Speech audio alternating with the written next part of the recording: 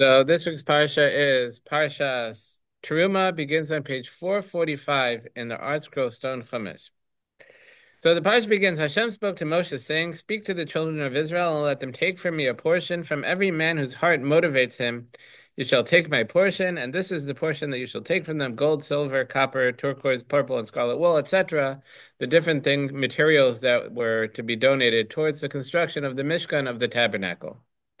And the Beis Halevi points out the sequence of the Parshios, that last week's Parsha was mostly about about mishpatim, about monetary law, about very specifically about property law, about this is responsibilities people have towards each other and to their property. And this week's Parsha talks about the donations, or begins talking about the donations for the tabernacle. And the Beis Halevi says that this is to tell you that before you start worrying about what to do with your money, the tzedakah, even using it for holy things, for charity, the first Oh thing my to goodness. ensure is that it's acquired and you have it in an honest way and in a proper halachic way. And unfortunately, we find that there's people who are extremely generous with their money. They give lots to charity, and then you find out that it was all acquired dishonestly. And the generosity doesn't make up for generosity of distributing the funds doesn't make up for the dishonesty in acquiring it. And the first thing to ensure is that we have the money honestly and we have the money in a halachic way, and then we could discuss different ways we could use it in a spiritual way. Okay, another thing the Beis Yitzchak points out is that it begins with, Speak to the children of Israel, let them take from me a portion. From every man whose heart motivates him, you shall take my portion, and this is the portion that you shall take. It keeps repeating this, the portion, the portion, the portion. So the Medrash says that the three times it mentions the portion, correspond to the three donations that we were required to give. One of them was every Jew was required to give a half shekel, and they counted those half shekels, and ultimately those half shekels went towards the silver sockets that were the foundation for the walls of the tabernacle. And that was built out of these silver half shekels that every man was required to give, every Jewish man was required to give. Then there was the half shekel that was required every year. It was like a half shekel tax that was required every year from every Jewish man, and that would go towards the communal offerings of so there was every single day there were two offerings brought, the tamids, and there was the incense and the wine and libations that went along with that, and then there were the musaf offerings that were brought on special occasions, on Shabbos and Rosh Chodesh and on holidays. So and there were special also each there were special offerings that were brought throughout the year, like their special Shavuos offering and the Omer offering. All these were bought with communal funds, and that came out of a half shekel tax, in a sense. Was That a every What's that? was a half shekel tax on males who were 20 and older. This one I think was only from 13. I think this was 13, but don't quote me on this. I don't remember offhand, but I'm pretty sure this was from 13. That half shekel, which was that was a yearly half shekel. The other half shekel that we mentioned, the one that went towards the silver sockets, that was from 20 years of age and up. Okay. And then those were two donations. There were two half shekels. One was for the building of the tabernacle, and one was every year for the communal offerings. And then there was this donation, which is given by everybody. I'm sorry, this was given by everybody, however much they were inspired, as it says. From every man whose heart motivates him, you shall take my portion, what people had and what they were able to give and what they were inspired to give, that they gave, and it was anything that would be used in the construction of the tabernacle, as it says, these different materials. And All the the, taxes done on males and not females. these ones, yes. The Mishnah in Shkolim said that it's males who are obligated to bring.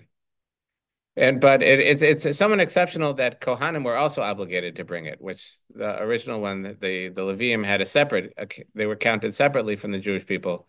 But the yearly half shekel was the Kohanim. It was actually the Kohanim kind of tried to get out of it. They had a way of reading the Torah that they were exempt, but our sages say that that was incorrect, and in fact, Kohanim are obligated just like anyone else. Okay.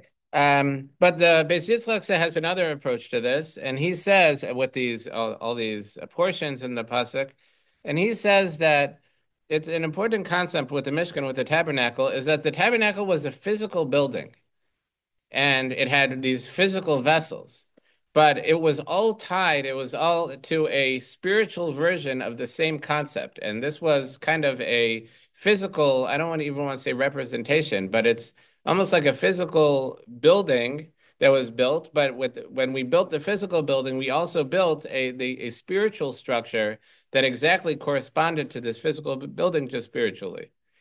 And it's almost like this, that a person's body, we have a physical body and we have a soul. That's our spiritual life. And the building has a soul as well. The Mishkan had the spiritual aspect of it.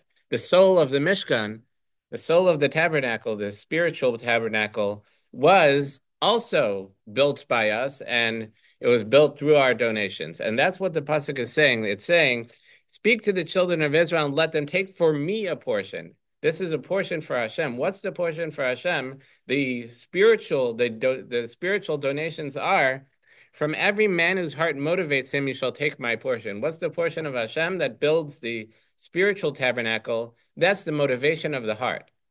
It's the motivation that drove us to bring our donations, even if it's a poor person who didn't have a lot, who was able to give let's say the half shekel. That's all he could give.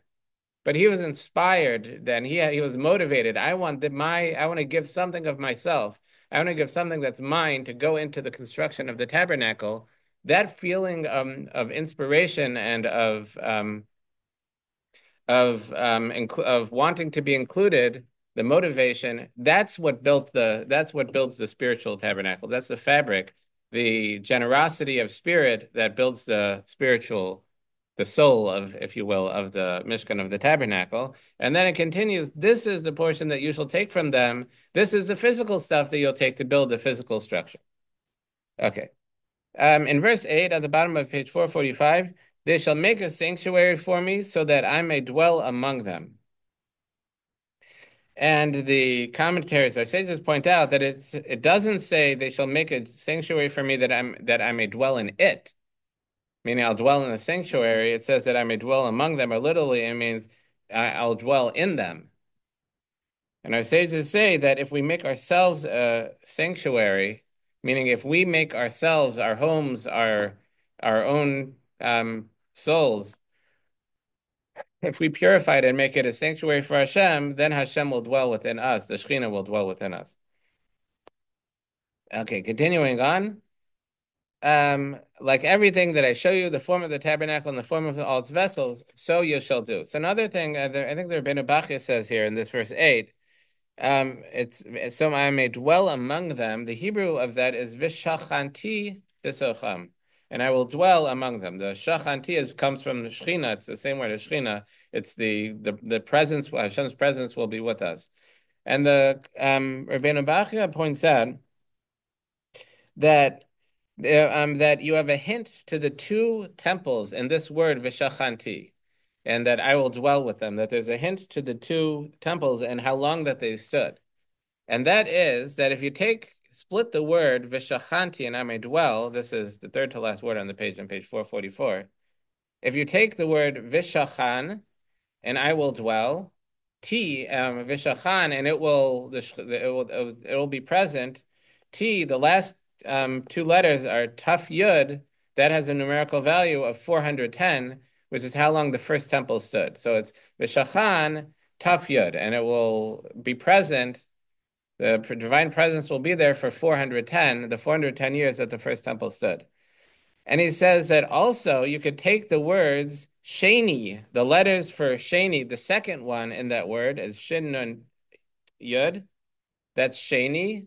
the second one, and then the remaining letters are Chaf and Taf, which are 420, which is how long the second temple stood. So he says it's Vishachan, and it will be present, Taf Yud, 410, and Sheni, the second one, Taf Chaf, 420. So there's a hint to both temples, and this is a way that I should remember, but I always forget how long each temple stood, and that's just an easy way of remembering from just remember the word Vishachanti, and you could get both of them out of there. Okay. Moving on, a little bit of math I had to throw in. So moving on, in verse 9 on page 440, the bottom of 445, like everything that I shall show you, the form of the tabernacle, the form of all its vessels, and so you shall do. And now the first of the vessels of the tabernacle that's mentioned is the Ark of the Covenant, on page 447, verse 10. They shall make an ark of acacia wood, 2.5 cubits its length, a cubit and a half its width, and a cubit and a half its height. I don't know what acacia is. Okay. I've seen it translated, I think. What?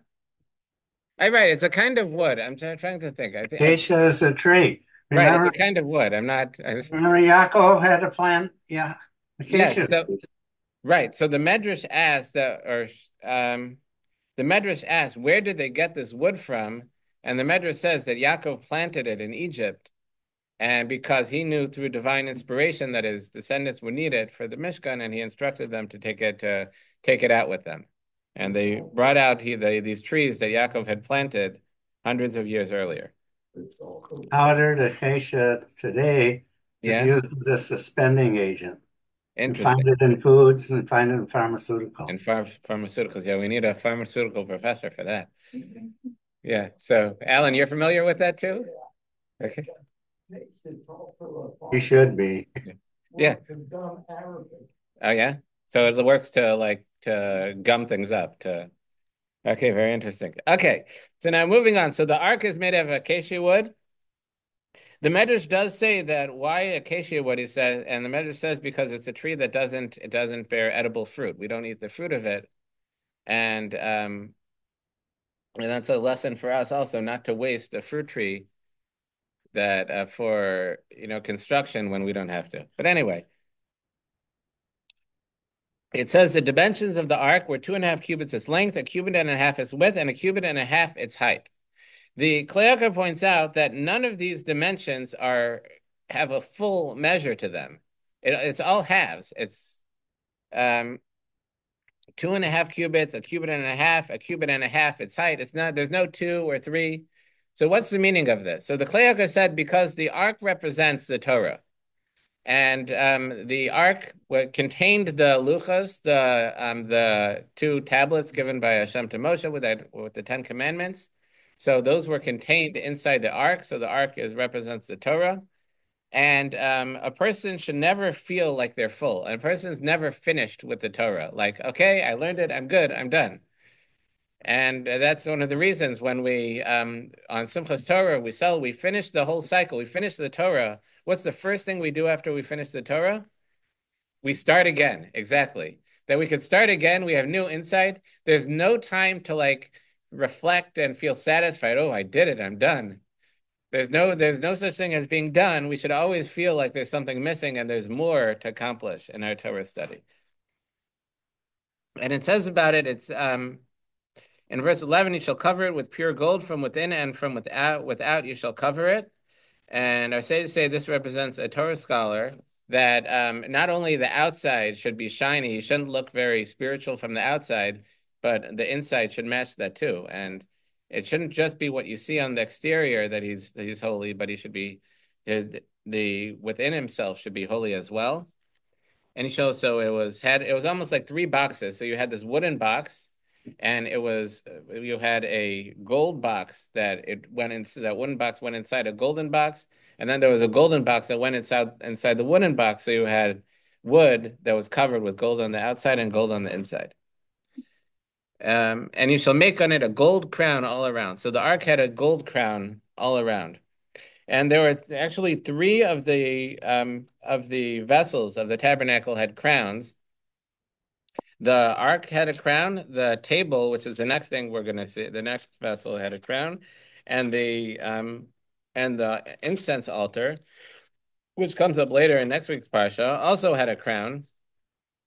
And I say to say that this represents the three crowns that the Mishnah in Pirkei Avos says that are given to the Jewish people. That there's the crown of kingship, and that's the crown on the table of showbread, which is the source of Hashem sending us wealth and sustenance to the Jewish people. And there's the crown on the incense altar represents the crown of the kahuna, the crown of the Kohen, that they're kind of raised above everyone else as the Kohen. And that represents the crown of serving Hashem, and each of these things are reserved for individuals. That the crown of kahuna is reserved for Kohanim. They have to be descendants of Aaron. The crown of the king are reserved for descendants of King David, from the tribe of Yehuda, and specifically descendants of King David. Whereas the crown on the ark represents the crown of Torah, and that's available to everybody. That there's there's no restrictions on any Jew, that this Jew doesn't come from this important family, so he can't study Torah. This Jew doesn't come from there. Any Jew has the Torah available to him, and that's a crown. Anybody could crown themselves through Torah study. Okay, another thing about it in verse 12, you shall cast for it 4 rings of gold and place them on the 4 corners, 2 rings on one side, 2 rings on the second side. So the ark had 4 rings on the corners. You shall make staves of acacia wood again and cover them with gold, and insert the staves of the rings on the side of the ark with which to carry the ark. The staves, these are like poles that they use to carry it, shall remain in the rings of the ark. They may not be removed from it. You shall place them in the ark of the testimonial tablets that I shall give you, the 2 tablets that contain the 10 commandments. So with the ark, it has these staves, these poles that are used for carrying it, and the Torah says they can never be taken out. They always have to remain attached, whereas the other vessels also had poles attached to them, but those poles were allowed to be removed. It was just these poles that couldn't be removed. So some of the commentaries say that the reason for this is that the poles represent the supporters of Torah. That's the means through which we carry the Torah. That represents the supporters of Torah, and the ark represents those who study Torah themselves. And this is to symbolize that we have to be constantly to be connected. And you can't have the Torah students without the supporters, and you can't have the supporters without the Torah students, and they have to be constantly kept together. Additionally, I think it's Rav Hirsch. I don't remember, but I think it was Rav Hirsch who I saw said is that this is to tell us that the Torah has to be portable. And that means, like we said, that the Beis HaMikdash, the temple, is the only place where we could do the service, we could bring offerings, etc. But the Torah could be studied everywhere. Wherever we find ourselves, whether it's in Yerushalayim, in a great yeshiva, whether it's in Savannah, or whether it's if someone's traveling to Mississippi on business. So wherever they find themselves, we should carry the Torah with us. And that's represented again by the ark, which represents the Torah, always has to have these poles that are used to carry it attached, that it's portable. It goes wherever we go, that we carry the Torah wherever we go. Okay. Next is the cover of the ark in verse 17 on page 449. You shall make a cover of pure gold, 2.5 cubits its length, 1.5 cubits its width. You shall make 2 kruvim of gold, hammered out shall you make them from both ends of the cover. And you should make 1 cherub from one end at its end and 1 cherub from the other, at the end at the other. From the cover, you shall make the kruvim at its 2 ends. So it says that from the cover, you shall make the kruvim. That means that the kruvim weren't constructed separately and then attached to the cover, which would be much easier to do. You make a flat cover, and then you make these forms of the kruvim, and then you attach them. And you bind them together. That's not how they were made. They were all hammered out of 1 block of gold. So it was very difficult construction. And the commentators say that we're making an image, a graven image of an angel, which is very, very usually very prohibited by the Torah. That's against the mitzvah, pretty much. The The second commandment is don't make any graven image. But and the difference is this was commanded by Hashem. What was commanded by the Torah that's the mitzvah. Was not commanded by the Torah. That's a prohibition. That's on the border of idolatry. And the commentaries say that these kruvim represented the relationship between Hashem and the Jewish people. And that when we had a good relationship, when we were serving Hashem and keeping the Torah, and we were being sent blessing by Hashem, so then they would be facing each other, perhaps even embracing each other. And when we did not have that relationship with Hashem, when we were sinning and straying from Hashem, so then they would face away from each other. And the Medrash says that they also had these kruvim engraved on the walls of the Beis HaMikdash of the temple. And the Medrash says that when the enemies came in to enter the temple to destroy it, they saw that the images of the kruvim were embracing. And they saw that, and they looked at it very negatively. Like, look at what these Jews in their holiest place, they have this image of like a male angel and a female angel embracing as if they're being intimate right in the Holy of Holies. But in truth, it was a message to the Jewish people that in spite of the tragedies that were happening, that many were being slaughtered and taken to exile, Hashem loves us, even amidst these tragedies. Okay, next is the table of showbread. So on page 449, verse 23, you shall make a table of acacia wood, 2 cubits its length, a cubit its width, and a cubit and a half its height. You shall cover it with pure gold, and you shall make for it a gold crown all around. You shall make for it a molding of 1 handbreadth all around, and you shall make a gold crown on the molding all around.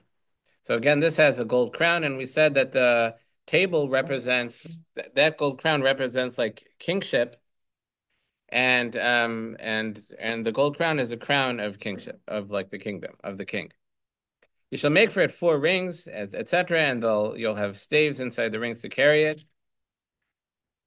And then page 451, verse 29, you shall make its dishes, its spoons, its shelving tubes, its pillars, with which it shall be covered of pure gold. You shall make them. And on the table you shall place showbread before me always. So they had like racks on top of the table, as you could see in the picture on page 449, the Art Scroll Chumash. They have a picture of like they have these tubes that make racks, and on each side they had 6 loaves of bread. So you had 12 total, representing the 12 tribes. And it says that on the table you shall place showbread before me always.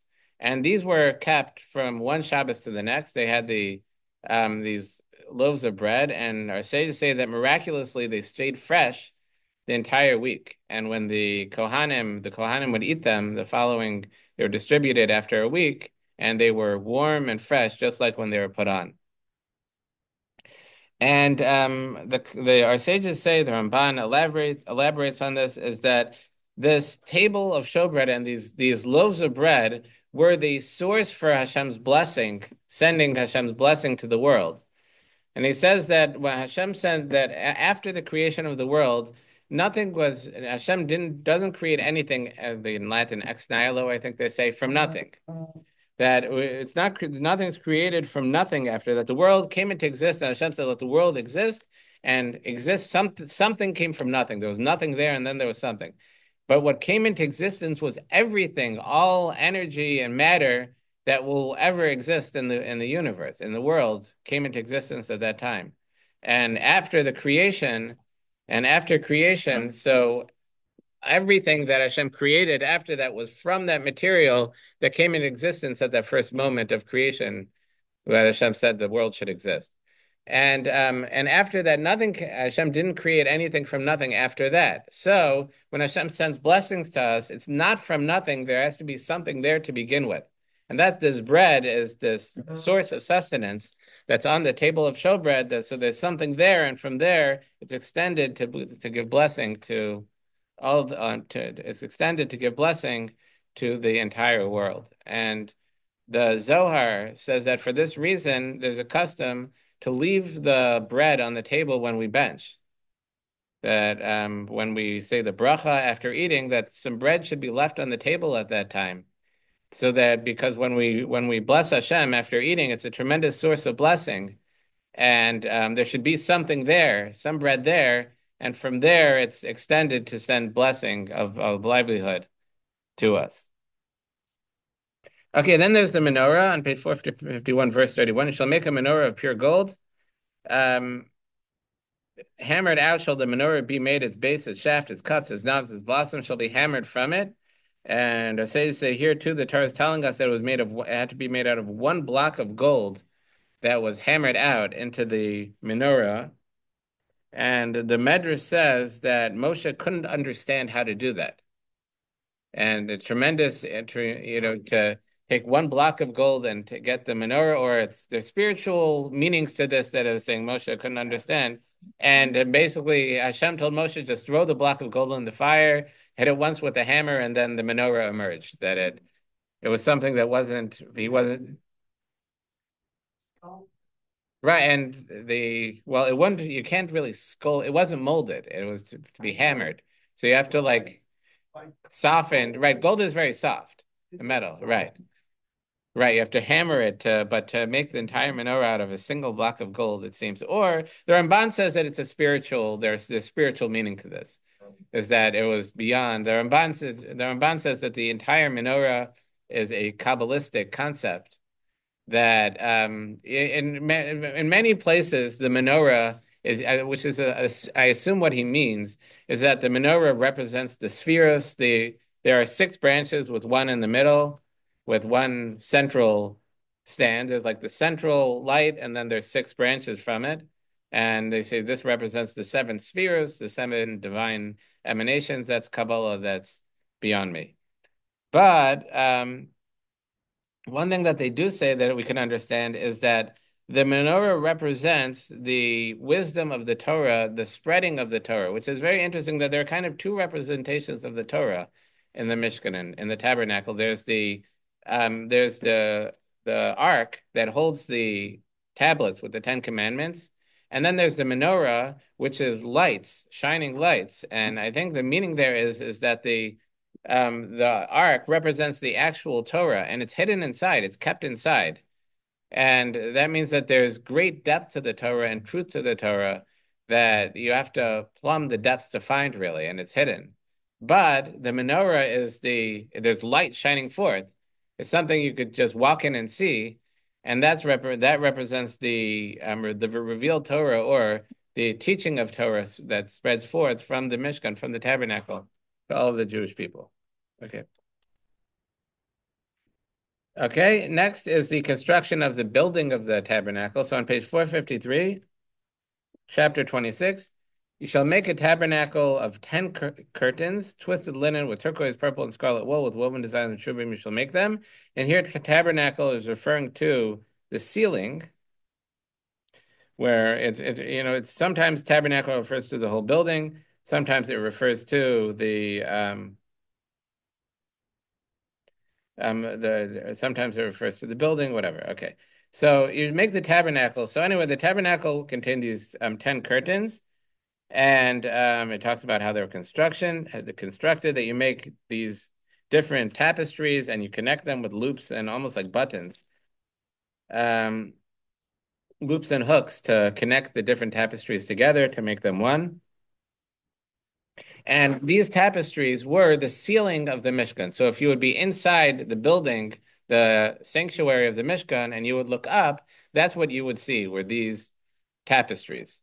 On top of that, though, to protect them from the elements, to protect them from the outside, in verse 7 on page 455, you shall make curtains of goat hair for the tent over the tabernacle. So over the ceiling, which was these beautiful tapestries, sky blue tapestries, you had goat hair. Curtains made out of goat hair. And then on verse 12, I'm sorry, not there. Verse 14, on top of the goat hair, which wasn't so beautiful. So verse 14, you shall make a cover for the tent of red dyed ram skin and a cover of tachash skins above. And that's what you actually saw from the outside on top. And tachash skins is some kind of animal that we're unsure of what it is. Okay, next are the construction of the walls of the tabernacle building, and that's in verse 15. You shall make the planks of the tabernacle of acacia wood standing erect, meaning when we think of construction, we tend to put the beams horizontal. That's usually how, like the log cabin, where you have these horizontal logs lying. But the Mishkan, the tabernacle, the beams were vertical and like one next to the other. And 10 cubits the length of each plank, and a cubit and a half the width of each plank. Each plank shall have two tenons. That means like two fingers coming down, parallel to one another. So you shall do for the planks of the tabernacle. And you can see a picture of that on page 457 in the Art Scroll Stone Chumash. These tenons, these like two fingers at the bottom of each plank. And in verse 19, page 457, verse 19, you shall make 40 silver sockets under the 20 planks, which were on the south side, which is so the Mishkan, the tabernacle, was longer than it was wide, and the Holy of Holies was in the west, so the south and the north were the long sides. So there are 20 planks on the south side, and there are 40 silver sockets under the 20 planks. So there, each of those tenons, each of those two fingers coming down at the bottom of the planks went into a silver socket as like kind of a foundation, and etc.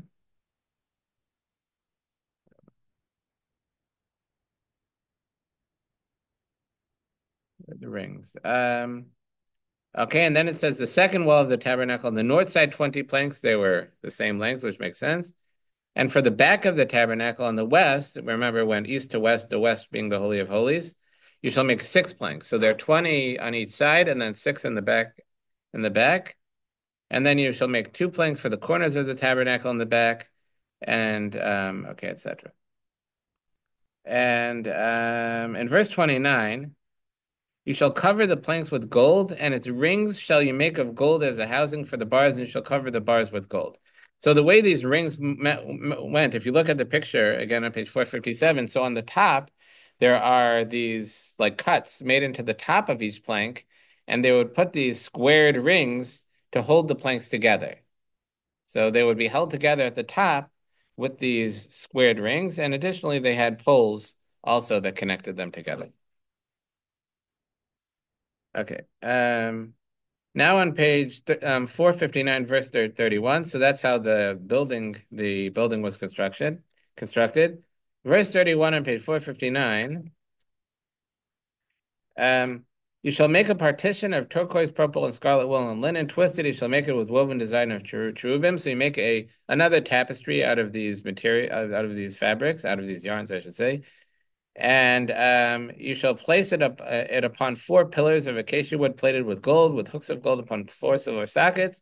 You shall put the partition under the hooks. You shall bring there inside the partition the ark of the testimonial tablets, and the partition shall separate for you between the holy and the holy of holies. So basically, we have this building that was made out of these planks, out of these, I should say, these upright beams, these upright planks, and it was covered. The ceiling was made out of this tapestry covered with goat hair, covered with red dyed ram skin and a tacha skin. Then now we're saying on the inside you have a curtain to separate between the holy and the holy of holies. So you have an internal wall made out of this curtain. That's what we're discussing here. And then you shall put the cover on the ark of the testimony tablets, and that goes in there. And then in verse 35, you shall place the table inside the partition, and the menorah opposite the table on the south side of the tabernacle, and the table you shall place on the north side. So inside the holies, so the Holy of Holies has the ark. That's on one side of the curtain, on the west side of the curtain. On the east side of this dividing curtain, you have the table of showbread and the menorah. The table of showbread being on the north, and the menorah on the south. And okay. And then in verse 36, you shall make a screen for the entrance of the tent. So we talked about that you had the 20 planks on the east, 20 planks on the west, and then I think it said 6 planks. I'm sorry, 20 planks in the north, 20 planks on the south, these upright planks. And we said there were, I think, 6 on the back. 6 planks for the back. So what about the front, the east side? We haven't discussed the east side yet. So for that, In verse 36, you shall make a screen at the entrance of the tent of turquoise, purple, scarlet wool and twisted linen, the work of an embroiderer. So you had this tapestry there was like a screen in front of the tent that would kind of gave so you couldn't just see right inside. Okay, then we have the altar of copper.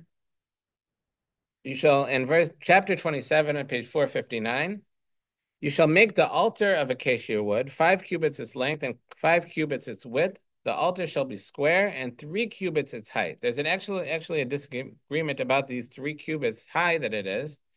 That there's one opinion in the Gemara is that it was actually 10 cubits high, and we'll see soon, there's a surrounding border in the middle of the mizbeach and of the altar, and the 3 cubits that it's saying 3 cubits high, it means from that border. So there's a disagreement: was it 3 cubits high or was it actually 10 cubits high? But in verse 2, you shall make for it horns on its 4 corners. And if you look at the picture on page 461, it has these things sticking out at each corner, and you shall cover it with copper.